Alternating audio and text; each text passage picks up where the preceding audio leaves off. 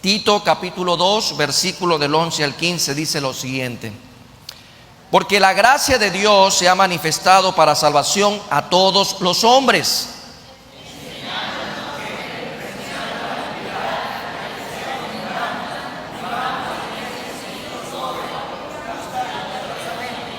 Aguardando la esperanza bienaventurada y la manifestación gloriosa de nuestro gran Dios y Salvador Jesucristo.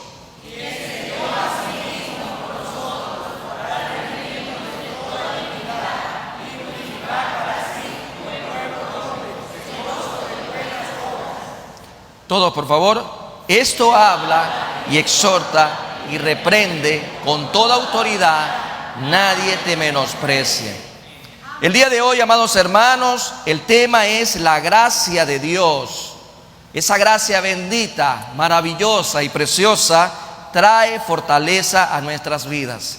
No sé por qué momento estarás pasando, pero hoy el Señor, a través de este tema, quiere traer refrigerio, quiere traer esa palabra que consuele y fortalezca tu vida como la mía. La gracia de Dios trae fortaleza a nuestras vidas. Es necesario considerar que hay ocasiones en la vida en que la desilusión, el agotamiento, tanto físico como también espiritual, y la desesperanza se apoderan de nosotros. Así como usted lo está escuchando. Y alguien no vaya a decir: a mí nunca me pasan esas cosas. Alguien puede decir: le pasa al vecino, al que está delante o al que está atrás de mí. Creo que en este periplo de la vida, en este devenir de la vida, en el ir y venir, tantos días, hoy sobre todo días más cortos que antes, enfrentamos situaciones que nos llevan a este estado de desilusión, agotamiento y desesperanza, que llega un momento a apoderarse de nuestras vidas y sentimos una pesada carga, tan pesada que no nos deja seguir hacia adelante. Cada uno de nosotros conoce de estos momentos en el contexto de cada persona, porque si usted es hoy un adolescente o es un joven, alguien que recién empieza el matrimonio, o tal vez alguien que ya está como abuelo, bisabuelo, sin importar cuál sea su contexto mediático, algo importante que debemos de saber es que todos enfrentamos en ese universo que llamamos contexto situacional, por la edad, por la realidad, puede ser socioeconómica o civil, un mundo de situaciones que pueden llevarnos a este momento de estancarnos, momentos en que nos sentimos sin fuerzas para poder enfrentar los problemas del diario vivir. Normalmente esto ocurre y muchos terminan en un hospital llenos tal vez de depresión, otros de estrés, otros de ansiedad. Pero ahí el Señor quiere traer una palabra en este día respecto a este tipo de momentos, porque son momentos en los cuales podemos decir como el mismo salmista: abatida hasta el polvo está mi alma. Un momento de sosiego en el cual usted llega a reflexionar y dice: abatida hasta el polvo está mi alma. O como lo podría decir el profeta Elías, sentarnos bajo un arbusto y decirle al Señor: basta ya, oh Jehová, y quítame la vida. ¿Cuánta gente se ha encontrado frente a una enfermedad, frente a una crisis matrimonial, frente a la falta de recursos, frente a una situación donde ve que el mundo lo tiene sobre sus hombros y no hay esperanza ante la vista humana? Y llegar a este punto de desesperanza, la Biblia nos registra que grandes hombres de Dios enfrentaron situaciones como esta en su experiencia, mas no en una doctrina, sino en un momento de su vida. Llegaron a encontrarse abatidos hasta tal punto de decir: basta ya, oh Jehová, quítame la vida. Realmente hay momentos en la vida en los cuales Dios nos parece tan lejano. A veces nos sentimos tan solos, desinteresados, e incluso la Biblia no le encontramos mayor sentido. Por eso la misma palabra indica en el Antiguo Testamento el pueblo que andaba en tinieblas, dice Isaías capítulo 9 versículo 2 en la primera parte como referencia. El pueblo que andaba en tinieblas vio una gran luz. He ahí el punto de quiebre, amados hermanos, que a pesar de que podamos ver tantas tinieblas a nuestro alrededor, llegará un momento donde el Señor va a actuar y veremos esa luz de esperanza, esa luz donde podemos llegar a encontrar la solución que buscamos a todo el devenir de problemas. En resumidas cuentas, esto se lo conoce como la gran experiencia cristiana. Si caemos en desesperanza, ten por seguro que tu Padre celestial va a estar ahí para darte la mano. Porque cuando nos encontramos en desesperanza, el Señor dice: cobrad ánimo, perseverar, no estás solo, yo estoy contigo, yo te acompaño todos los días de tu vida.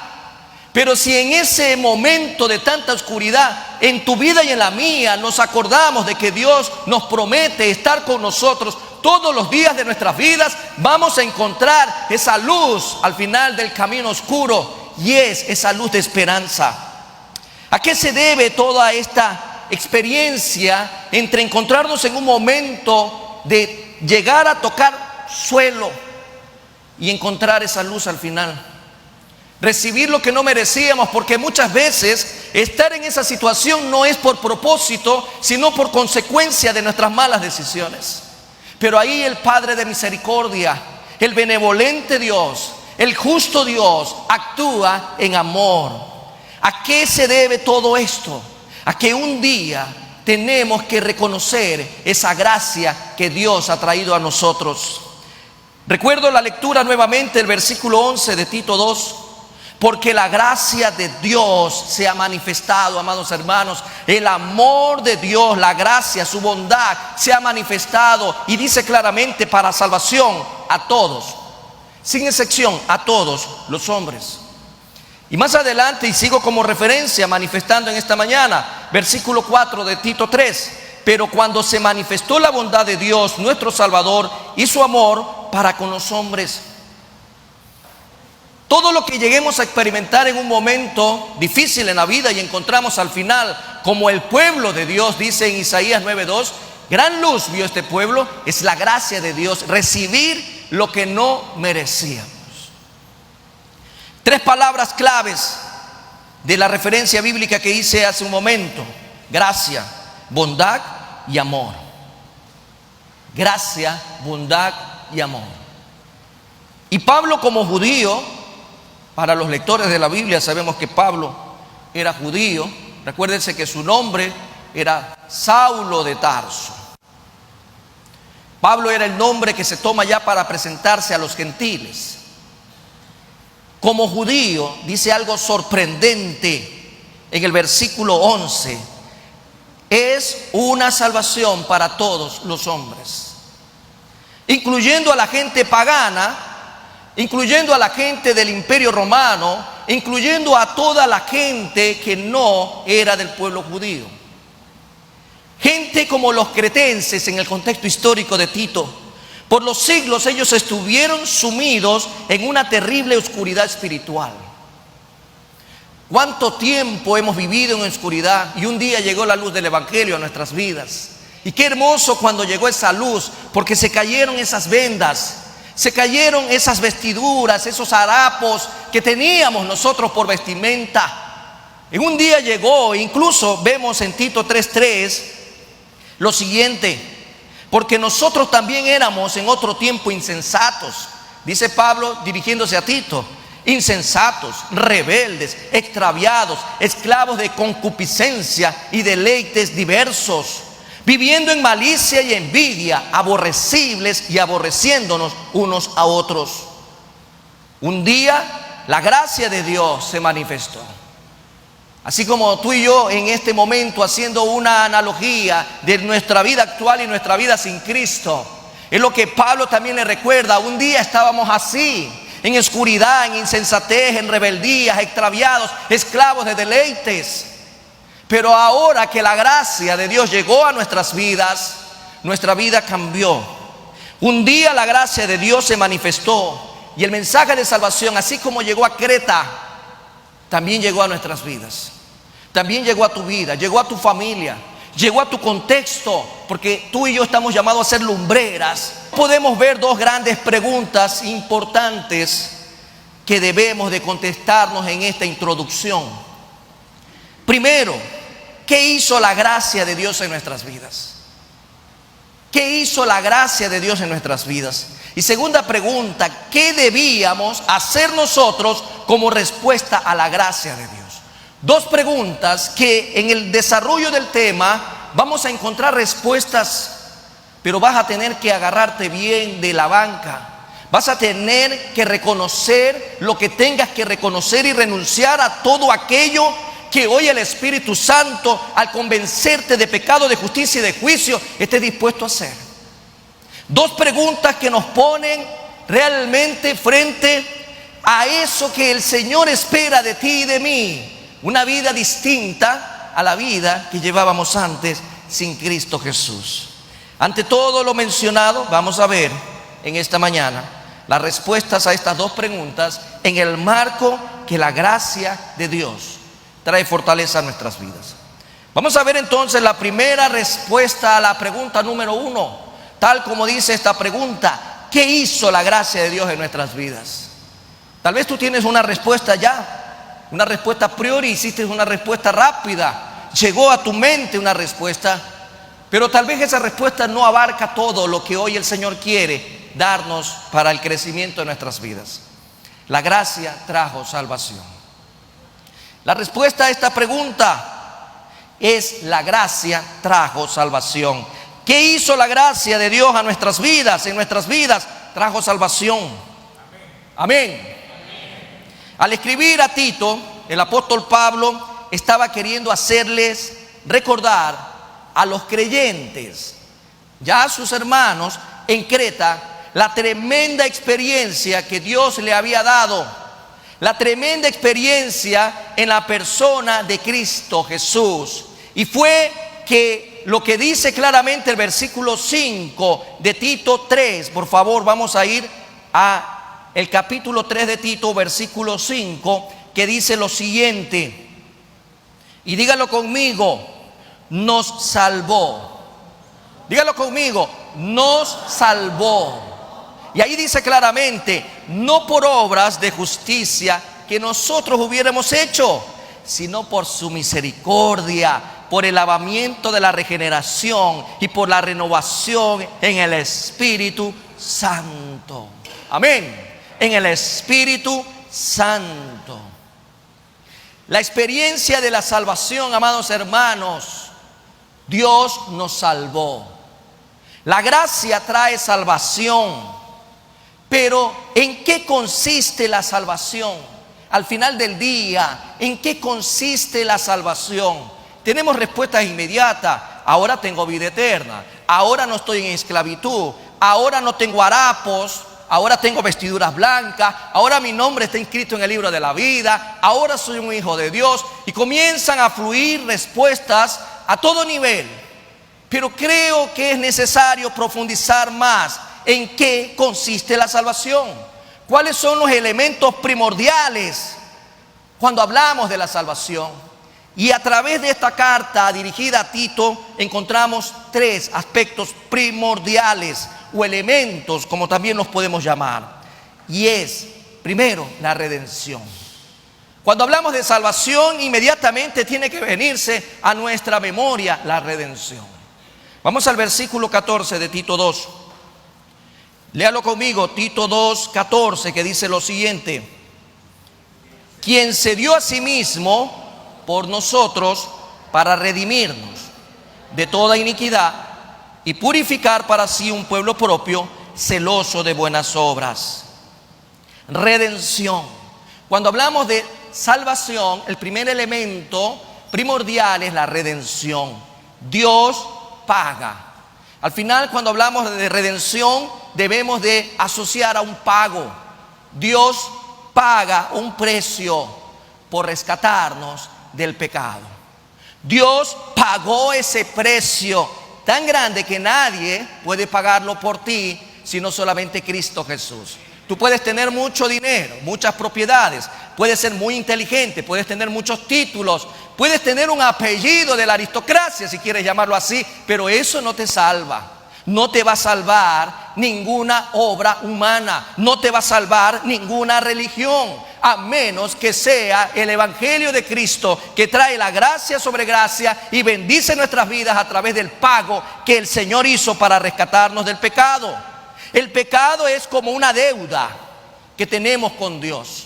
Nacimos destituidos de la gloria de Dios porque tenemos la herencia adámica. Adán pecó y de ahí vino como efecto hasta la presente fecha y hasta cuando el Señor así lo decida. Todo aquel que nace en esta tierra nace pagando, tiene, mejor dicho, una deuda grande, y es la herencia adámica.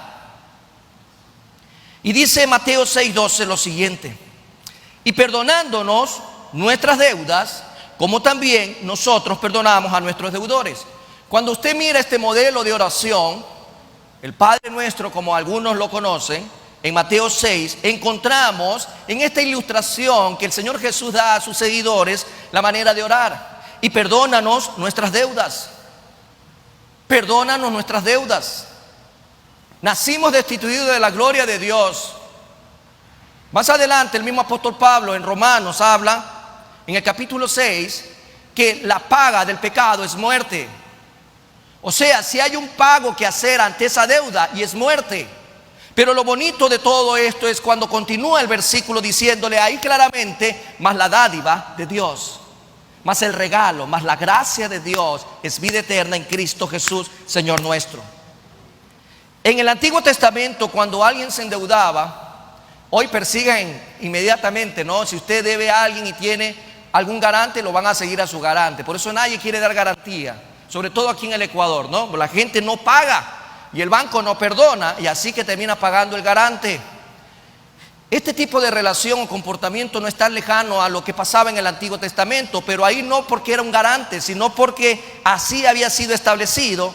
Cuando alguien se endeudaba, era la responsabilidad del pariente cercano actuar a su favor, redimiendo la deuda. Veamos Levítico 25, que dice: cuando tu hermano empobreciere y vendiere algo de su posesión, entonces su pariente más próximo vendrá y rescatará lo que su hermano hubiere vendido. ¿Cómo es la enseñanza, no? En la familia. En el caso de Ruth, como referencia, acuérdense lo que le pasó a ella, ¿no? Enviudó, ella fue con su suegra, fueron a la tierra, obviamente, de Noemí en este caso. Y Ruth 3:13 nos hace ver algo importante también, lo que iba a pasar sobre lo que es redimir. Dice el versículo 13 de Ruth 3: pasa aquí la noche, y cuando sea de día, si él te redimiere bien, redímate. Mas si él no te quisiere redimir, yo te voy a redimir. Vive Jehová, descansa pues hasta la mañana. ¿Qué queremos traer a colación y al presente? Es que esta relación, cuando se habla de redención, de redimir, es pagar una deuda por alguien. ¿Usted sabe quién pagó su deuda? ¿Usted a este día sabe quién pagó su deuda? Parece que algunos sí lo saben y otros están dudando. ¿Quién le pagó la deuda espiritual con la que usted se encontraba delante del Señor? Cristo Jesús. El pariente cercano, en el contexto histórico y al presente también, vino a ser conocido como Goel, el que redimía. El Goel era el pariente más cercano para pagar una deuda. En ese marco, y es a la luz de eso que debemos entender, cuando incluso el mismo Job exclama en el Job 19:25, que dice: yo sé que mi Redentor vive. Yo sé que el que ha pagado mi deuda vive. Amén. El que vive es Cristo Jesús. Y mi Redentor no está en una cruz. Mi Redentor no está en una tumba. Mi Redentor vive y reina por los siglos de los siglos. Él ha pagado mi deuda y la pagó en una cruz. Cuando hablo de salvación, el elemento primordial es la redención. Alguien tenía que pagar un precio. Y cuando escuchamos esta palabra, tetelestai, pagada está la cuenta. Ya no debe David, ya no debe José, ya no debe Braulio, ya no debe Nelly, ya no debe ninguno de ustedes en este lugar. Si Cristo está en su vida, el Señor dice, ustedes han pagado la deuda. Amén. Qué tremendo, amados hermanos, es saber que tenemos un pariente cercano que pagó nuestra deuda. Qué hermoso es saber que Cristo Jesús, mi Redentor, pagó mi deuda. ¿Usted está feliz por eso en este día? Amén. Amén. Cristo Jesús pagó nuestra deuda. Qué lindo es saber que no debemos nada porque Jesús lo pagó todo. Jesús lo pagó todo. La gracia trajo salvación. La salvación me invita a ver redención, pero también me invita a ver justificación. Un segundo elemento, dice el versículo 7 de Tito 3, lo siguiente. Regresemos a nuestra lectura central. Dice Tito 3:7 lo siguiente: para que justificados por su gracia viniésemos a ser herederos conforme a la esperanza de la vida eterna. Muchas veces presentamos el evangelio de manera incompleta y hablamos solo de amor y de amor y de amor. Y Dios es amor y eso es una verdad, nadie lo puede discutir. Pero ¿será compartida realmente de manera integral esta verdad cuando solo nos detenemos a ver el amor de Dios? Porque por amor Dios pagó esa deuda. Pero tenemos que avanzar un poco más allá y pensar en la justificación. Dios es justo. Alguien tenía que satisfacer la justicia de Dios. Alguien tenía que satisfacer esa justicia. Y no es suficiente ser redimidos del pecado. Necesitamos una justicia perfecta para ser aceptables ante los ojos de Dios. Dios es justo. El pecado es injusticia. Y Dios estaba demandando ahora que todo aquel que había recibido el pago, por un lado quedó pagada la deuda, pero ahí no terminaba todo. Hay que justificar. Y Jesús justificó nuestras vidas delante de Dios. Cristo también lo hizo por nosotros. Romanos 1, 16, 17. Este versículo 16 muy conocido, porque no me avergüenzo del evangelio. ¿Usted se avergüenza del evangelio?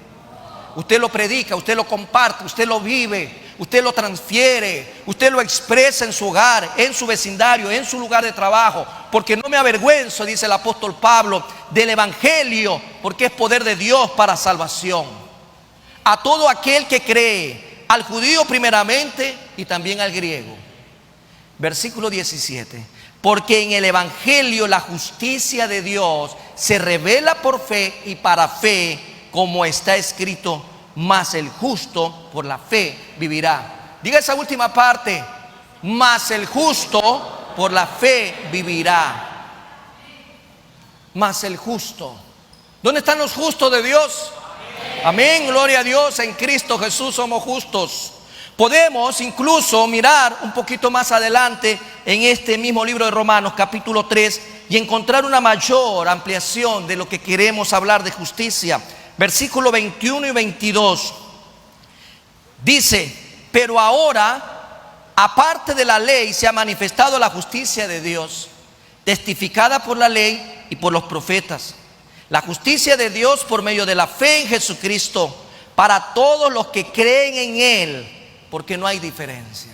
Y si usted va un poquito más allá, versículo 24 dice: siendo justificados, vamos a leerlo, siendo justificados gratuitamente por su gracia, mediante la redención que es en Cristo Jesús. Qué hermoso. Gratuitamente, amados hermanos. Recuerda que al final todo es por gracia, no por algo que hayamos hecho. La salvación no depende de nosotros. La salvación no la hemos alcanzado por esfuerzo humano. Esa es la religión que sigue perdida en sí mismo hasta el día de hoy. Pero la relación que tenemos con nuestro Padre Celestial por medio de Jesucristo, siendo justificados gratuitamente por su gracia, mediante la redención que es en Cristo Jesús. Y es maravilloso saber que Dios nos justifica de todo pecado y nos concede su justicia perfecta. Y solo Cristo lo pudo hacer. Solo Cristo Jesús lo pudo hacer. Qué importante es valorar lo que representa Jesús en nuestras vidas. El amor del Padre, la gracia del Hijo y la comunión del Espíritu Santo la podemos ver día a día en nuestras vidas, pero tenemos que continuar analizando más esta salvación. Lo que también viene a continuación es la renovación espiritual, redención, justificación, pero también necesitamos ver a través de la salvación que es renovación espiritual. Vamos al versículo 5 de Tito 3, que dice: nos salvó no por obras de justicia que nosotros hubiéramos hecho, sino por su misericordia, por el lavamiento de la regeneración y por la renovación en el Espíritu Santo. Renovación. No es suficiente ser redimido y justificado. Necesitamos tener una nueva naturaleza. Hoy por hoy, a todo aquel que ha nacido de nuevo en Cristo Jesús, hay una naturaleza nueva, la renovación en el Espíritu. Acuérdense que en el origen, en Génesis, se nos dice que el hombre fue creado a imagen y semejanza ¿de quién? De Dios, no del mono por si acaso, de Dios. De Dios, para el que todavía duda, de Dios. Cuando Adán pecó, se perdió eso. Es como un espejo que usted le tiró una piedra y se cuarteó. Y cuando usted sin Cristo Jesús se mira en ese espejo, usted ve un monstruo deformado, una nariz por un lado, un ojo por otro lado. Bueno, una deformación para aquellos que han tenido la oportunidad de mirarse en un espejo cuarteado. Cuando venimos a Cristo Jesús, nos redime, nos justifica y restablece esa imagen. Restablece ahora usted cuando se ve a Cristo en su vida y ve una imagen maravillosa delante de Dios. Amén. A menos de que usted esté viendo algo ahí que le esté saliendo por aquí atrás, ¿sí? Algo que se le comienza a crecer por acá adelante, o algo que se comienza a hacer hacia los lados. Amados hermanos, si no estamos en Cristo Jesús, vamos a ver deformaciones. Pero si estamos en Jesús, tenemos ahora una nueva naturaleza. Hay una renovación espiritual, una naturaleza que nos ayuda a algo maravilloso. ¿A qué nos ayuda la renovación espiritual? Nos ayuda a no caer en pecado, o por lo menos a dejar de pecar, si lo queremos ver así mejor. Esta nueva naturaleza nos ayuda a dejar de pecar y nos permite comenzar a vivir una vida que agrade a Dios. Una vida que agrade a Dios. Y Dios hace esto por nosotros a través de la regeneración y renovación espiritual. Y lo hace por medio del Espíritu Santo. Acuérdense de ese encuentro entre Jesús y un hombre importante de la sinagoga en esa época llamado Nicodemo. Cuando usted va al Evangelio de Juan en el capítulo 3, usted encuentra esa conversación.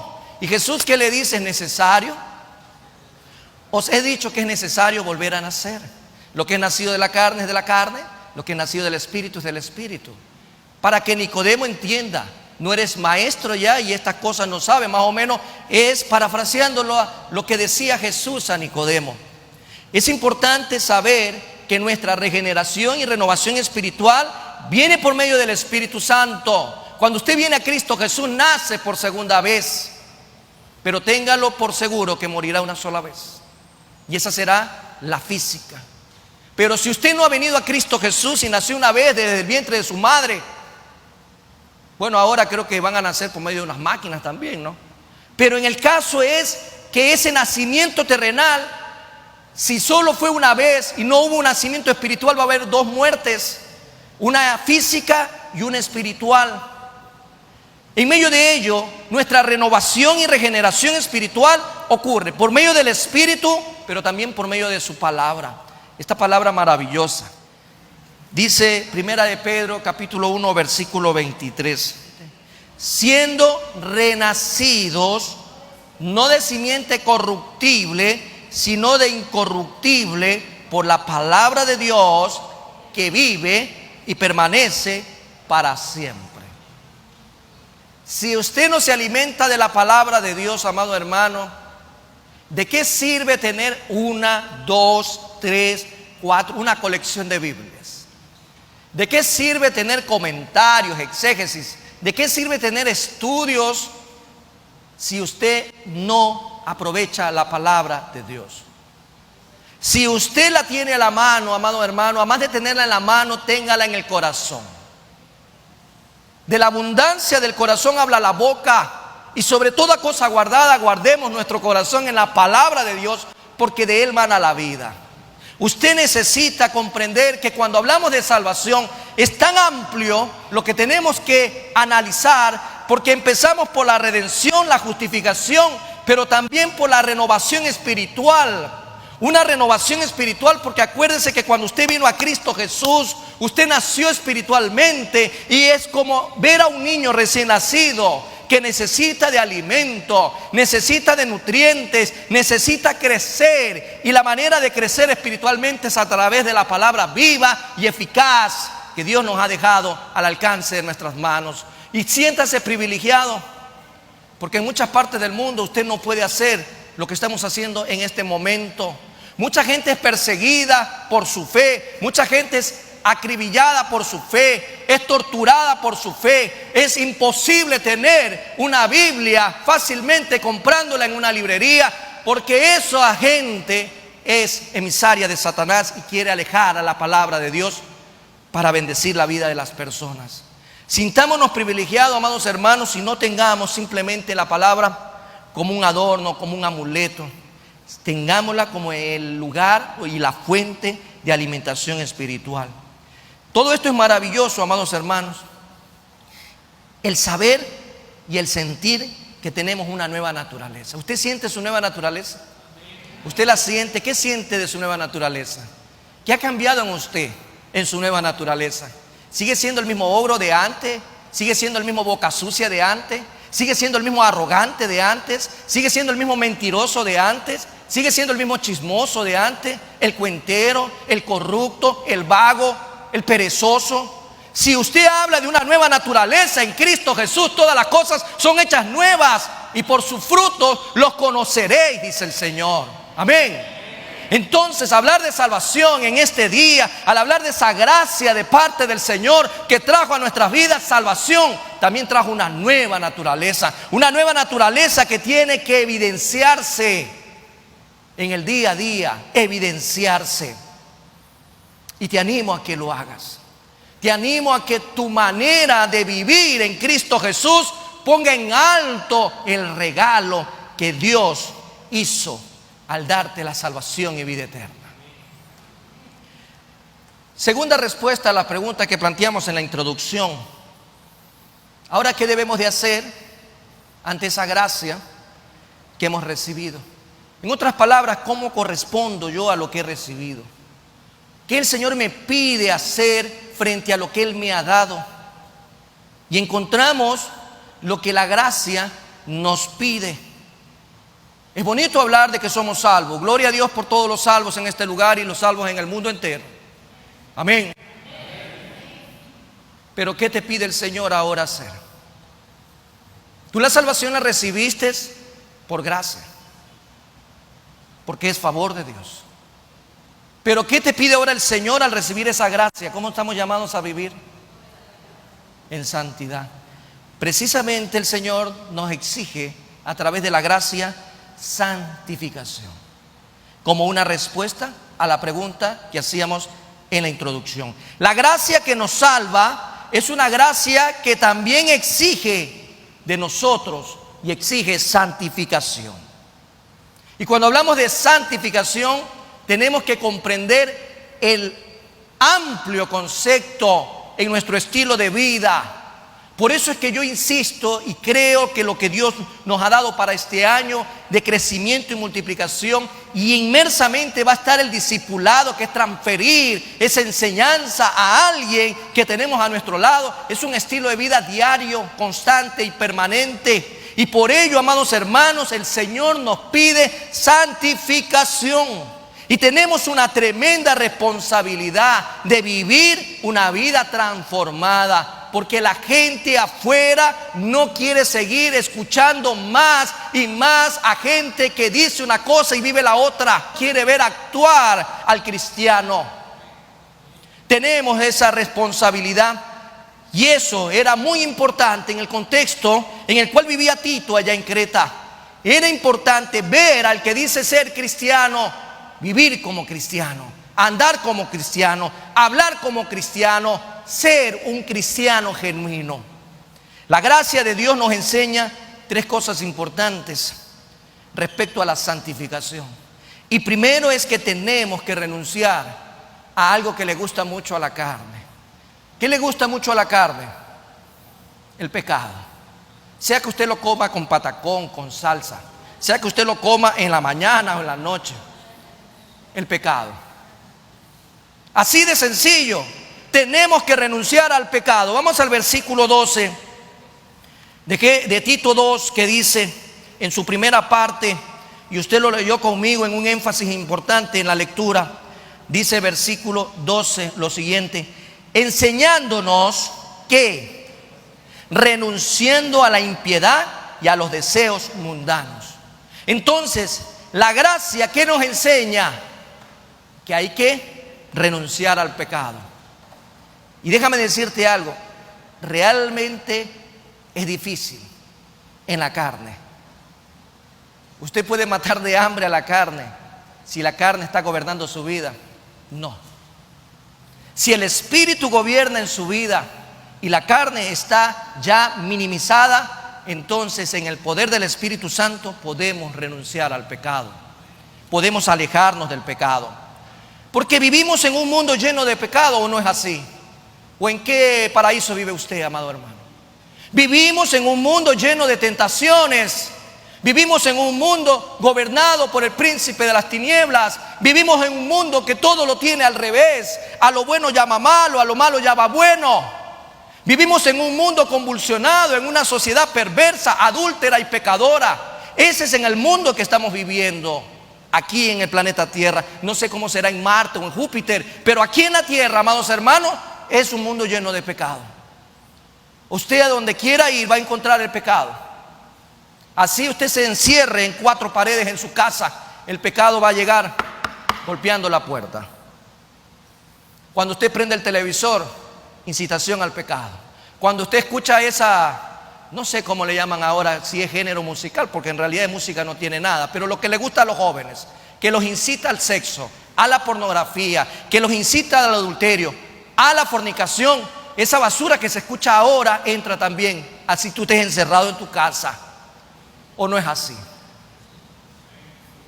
Vivimos entonces en un mundo lleno de pecado, pero lo que el Señor nos dice es: asume tu responsabilidad por lo que te he dado, renuncia a todo eso.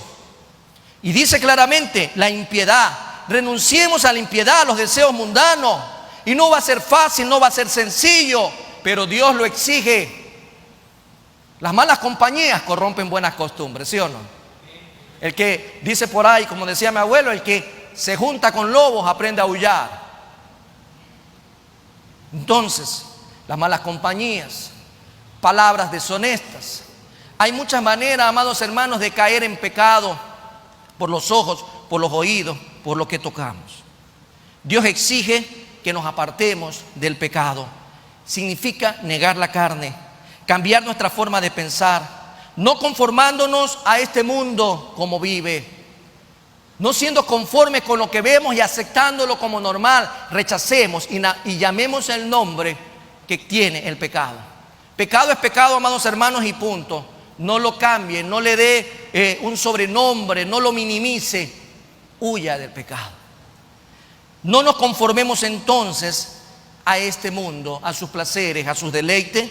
Y esto era muy importante, hacer eso en Creta. Acuérdense las condiciones de vida en ese lugar, que no son muy lejanas al Guayaquil de ahora.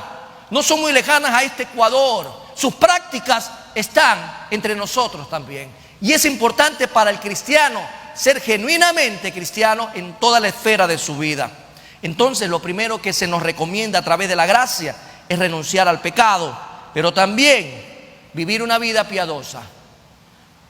Tenemos que vivir una vida piadosa. Regresamos al versículo 12 y dice en la segunda parte: vivamos en este siglo, vivamos en este presente, vivamos en medio de esta sociedad sobria, justa y piadosamente.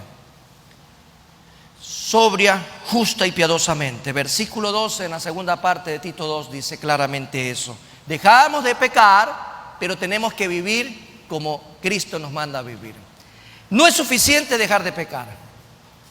No es suficiente. Tenemos que hacer algo bueno. Tenemos que hacer algo positivo, marcando la diferencia en el medio en el que vivimos. ¿En qué consiste tal vida? Vivir de manera sobria. En el griego es sofronos, una vida prudente, o soproneo, como también lo dice el mismo apóstol Pablo. Una vida moderada, una vida con dominio propio de nuestras emociones, una vida en la cual podamos nosotros, a través del crecimiento espiritual, controlar todas nuestras emociones que muchas veces nos llevan al pecado. También dice justa, y refiere aquí una vida que se ajusta a la palabra de Dios. Una vida que tú y yo podamos llevar, que se ajuste a los lineamientos, a los mandamientos, a los preceptos que el Señor ha dejado establecido en su palabra. Oye, Israel, Jehová nuestro Dios, uno es. Y amarás a Jehová tu Dios con toda tu fuerza, con toda tu mente, con toda tu energía, con todo lo que tienes, con todo lo que eres, con todo lo que el Señor te ha dado. Y el segundo mandamiento es igual a este, dice la palabra del Señor. Y lo vemos desde el Antiguo Testamento hasta el Nuevo Testamento. Estamos llamados a ajustar nuestra vida a lo que Dios ha establecido, a su palabra, a sus normas, para vivir una vida realmente que a Él le agrade. Eso es vivir de manera justa, dikaios, dice en el griego. Pero también dice piadosamente. Y esta palabra significa buena reverencia en el Nuevo Testamento. Es una vida que teme a Dios. Es una vida que teme a Dios. Es una vida llena de sabiduría. Es una vida que se desarrolla en adoración constante y permanente. Es una vida que no piensa cuando se va a dirigir a la iglesia: ojalá que me agrade el culto el día de hoy, que no sea que esos músicos o esos diáconos me miren mal, o que esa banca no me haga doler la espalda, o que el pastor predique unos 10 minutos y poder salir rápido. Mucha gente tiene esa mentalidad cuando va a la iglesia, pero cuando realmente encontramos en la ecuación perfecta nuestra ubicación, ¿nosotros qué somos? Somos siervos, somos esclavos, y Dios es el soberano, el Altísimo. Y cuando yo vengo a la iglesia, debería venir con una actitud y decirle: Señor, con toda la humildad quiero decirte, aspiro que te agrades el culto que voy a elevarte en este día. Amén. Que pueda agradarte mi adoración, que pueda agradarte mi vida en sacrificio vivo, en olor fragante delante de ti. Por lo tanto, una vida piadosa habla de buena reverencia en el griego, y es una vida que teme a Dios y desarrolla un estilo de adoración, no solo dentro de estas 4 paredes, sino en mi diario vivir, en mi hogar, en mi trabajo, en donde me encuentre el Señor, siempre haya un verdadero adorador que adora en espíritu y en verdad. Romanos 12, 1, 2 dice, para referencia en esta mañana: así que, hermanos, os ruego por las misericordias de Dios que presentéis. Ahí dice claramente que presentéis, ¿qué cosa? Vuestros cuerpos en sacrificio vivo, santo, agradable a Dios, que es vuestro culto racional.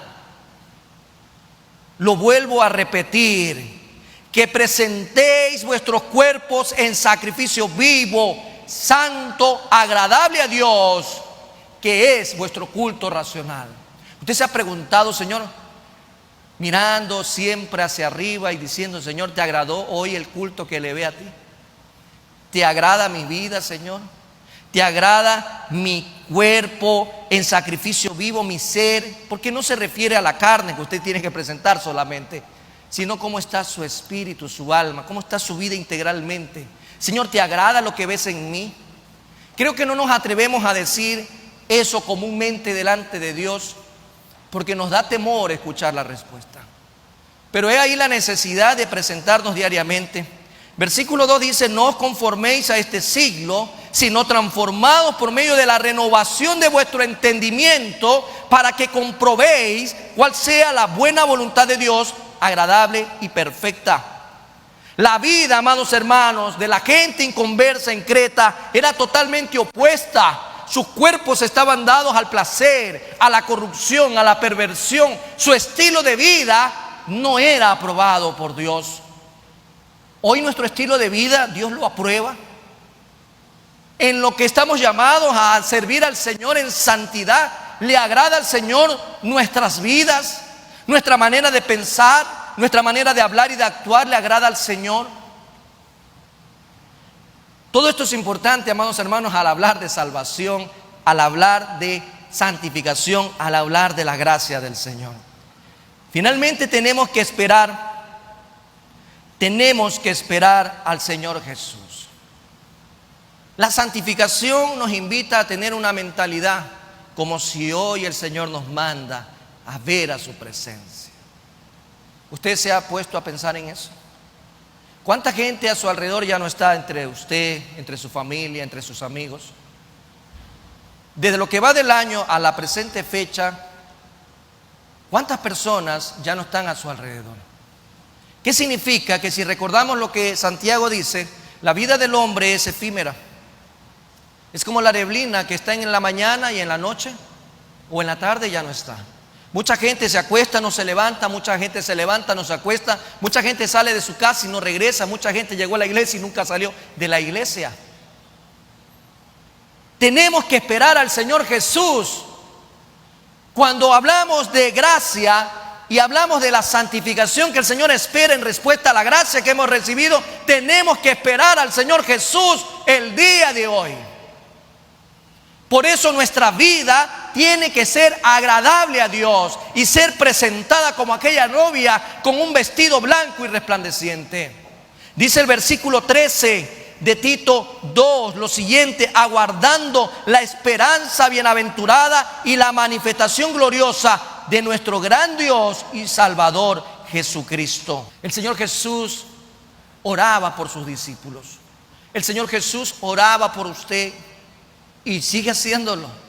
Usted ora por sus hermanos, usted ora por su familia, por sus hijos, porque no pertenecemos a este mundo, somos peregrinos, transeúntes. Nuestra ciudadanía está en los cielos, no es de esta tierra. Mi pasaporte está listo, mi visa está lista. Solo estoy esperando que el Señor me mande el pasaje para irme a su presencia.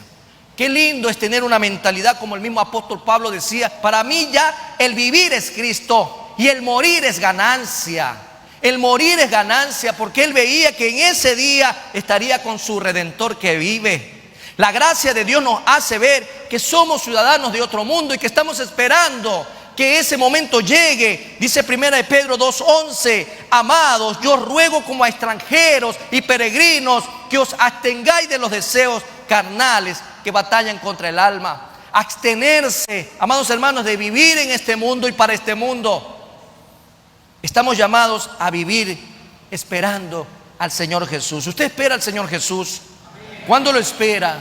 Hay una fecha, acuérdese, esa fecha que la gente anda ahora polulando por las redes. Dicen 2 de octubre del 2027. Muchos están preparándose para el 2 de octubre.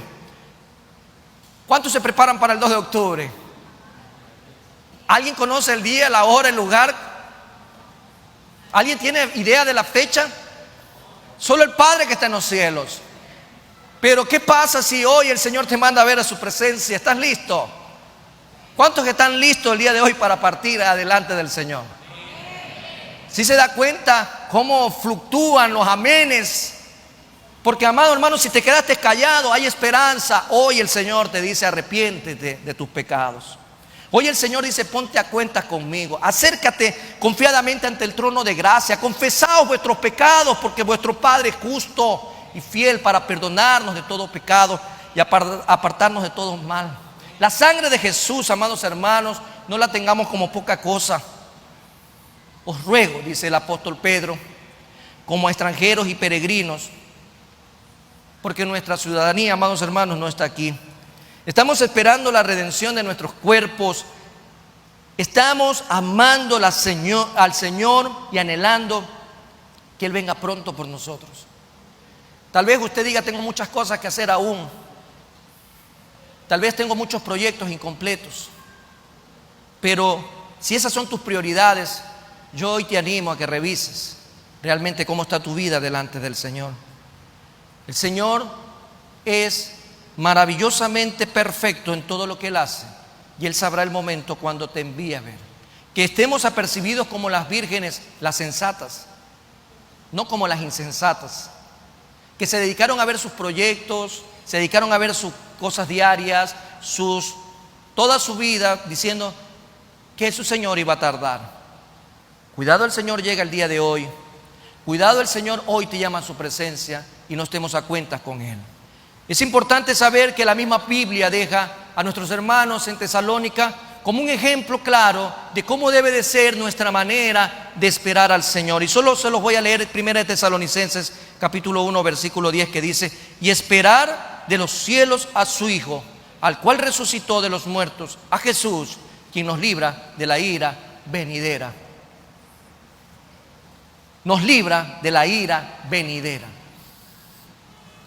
Esperemos al Señor, amados hermanos, con un corazón contrito y humillado, y con una vida preparada en santidad.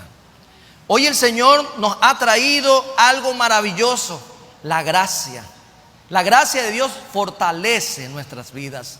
Y si no lo habíamos visto desde esa óptica, hoy, a través de ver lo que trae la gracia y lo que exige la gracia, sabemos que la salvación es importante tenerla visualizada en sus elementos primordiales: redención, justificación y renovación espiritual.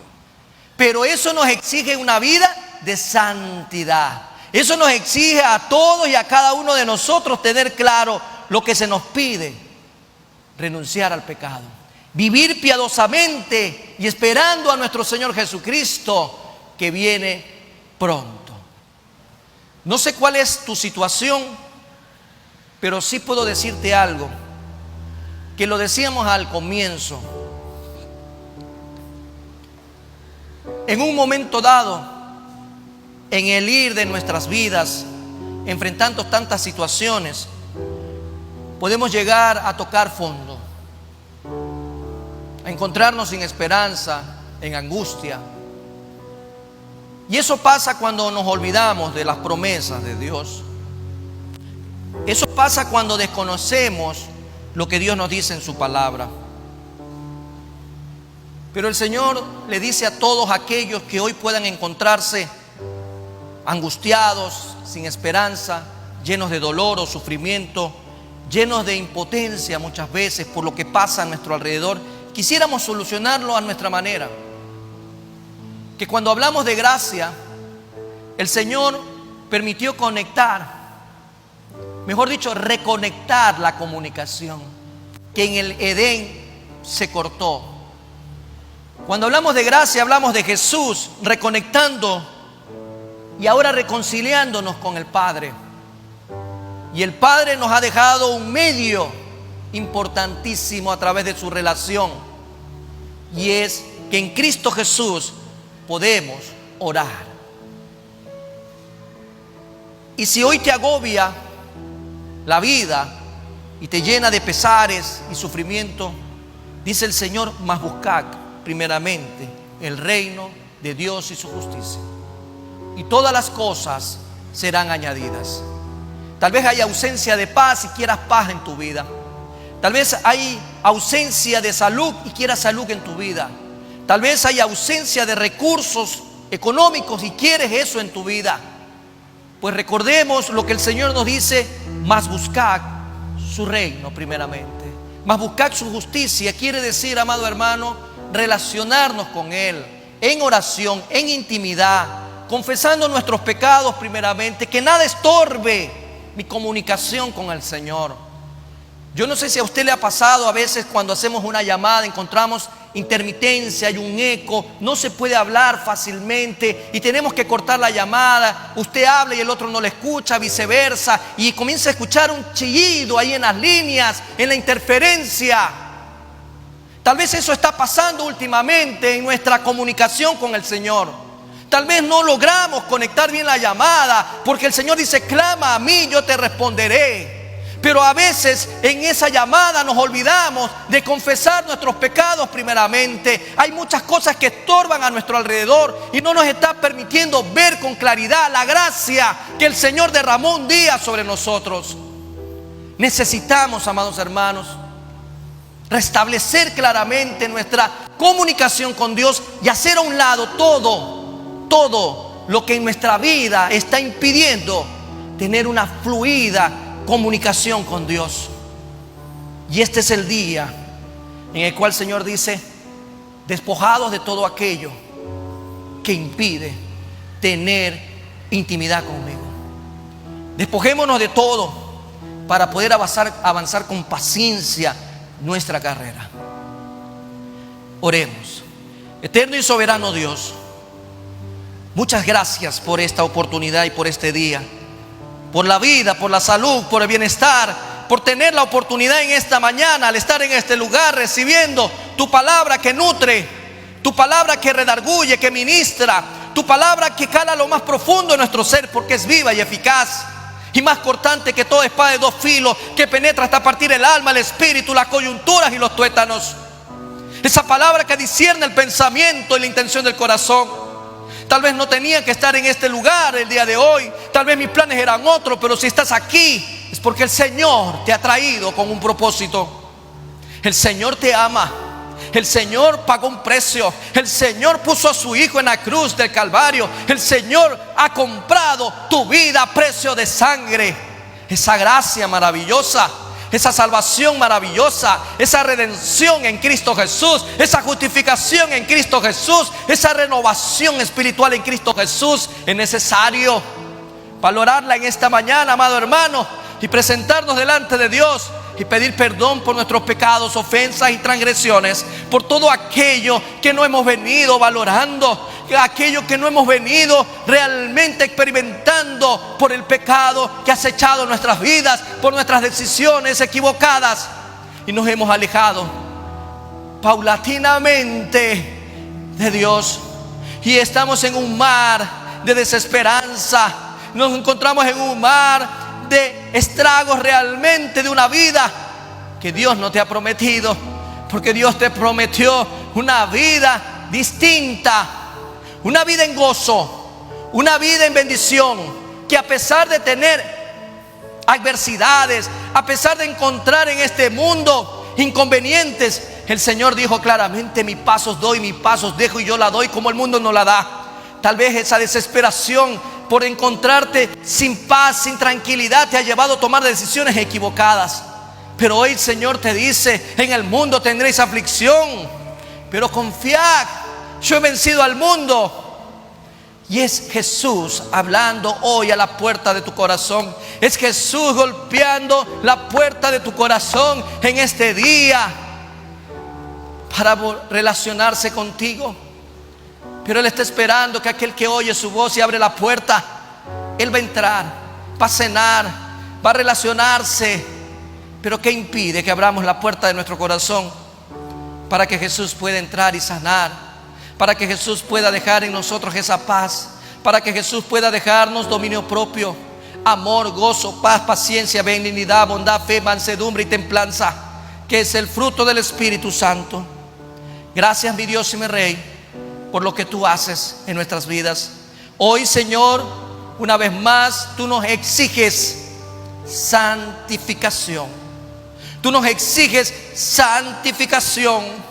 Tú nos dices que nos alejemos del pecado.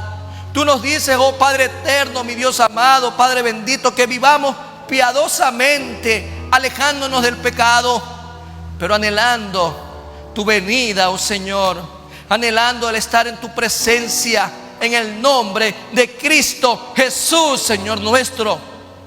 Gracias, Señor. Gracias, Padre. Gracias, Hijo. Y gracias, Espíritu Santo de Dios, en el nombre de Jesús. Gracias te damos a ti, Padre, por lo que hoy estás haciendo en este lugar. Bendice, Señor, grande y poderosamente a todos en este lugar, grandes y pequeños, en el nombre de Cristo Jesús. Gracias, Señor, por todo. Amén y amén. Dios bendiga sus vidas, amados hermanos.